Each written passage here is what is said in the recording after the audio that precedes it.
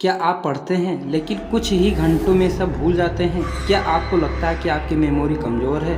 तो मैं आज आपके साथ में 7 ऐसे ज़बरदस्त तरीके शेयर करने वाला हूँ जिससे आप किसी भी चीज़ को जल्दी और लंबे समय तक जो है याद रख पाएंगे तथा आपकी पढ़ाई बेहतर बन सकेगी।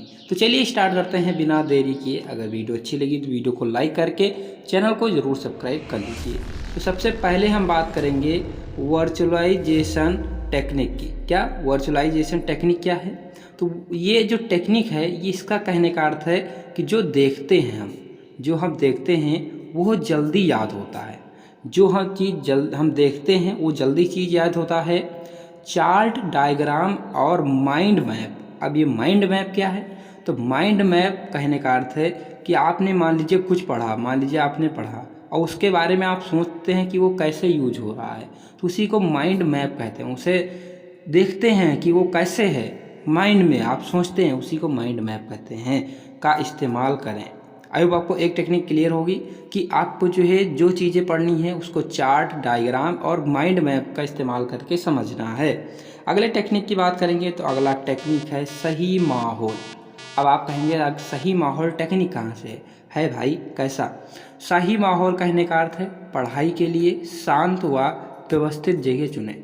पढ़ाई के लिए शांत जगह होना बहुत ज़रूरी है और अगर आप सही से पढ़ाई करना चाहते हैं तो सुबह 6 बजे के पहले ज़रूर उठ जाएं।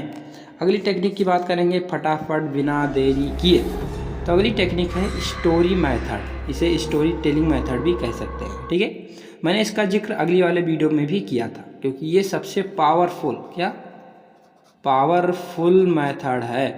अगर आपको कोई टॉपिक याद करनी है, ठीक है, तो उससे एक कहानी बना ले। अब जैसे मान लीजिए हमें पानीपत का युद्ध याद करना है, ठीक है, पानीपत का युद्ध याद करना है तो हम उसकी कहानी बना लेंगे कि पानीपत का युद्ध यहाँ पर हुआ, ऐसे हुआ, उनकी कहानी बना के आपको पढ़ना है। अगले मेथड की बात करेंगे तो अगला मेथड ये टेक्निक कहती है कि जो पढ़ा है उसे किसी दोस्त या दीवार के सामने समझाएं। अगर दोस्त नहीं मिल रहा है तो दीवार को भी समझाएं, लेकिन समझाने का प्रयास जरूर करें। इससे दिमाग में चीज़ें और पक्की हो जाती हैं। अगले टेक्निक की बात करेंगे फटाफट बिना देरी किए। तो अगला टेक्निक है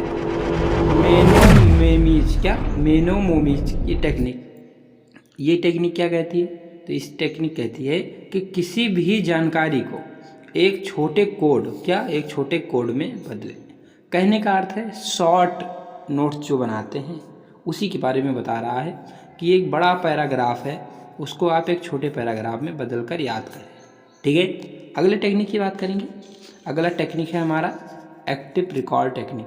सबसे पावरफुल टेक्निक यही है।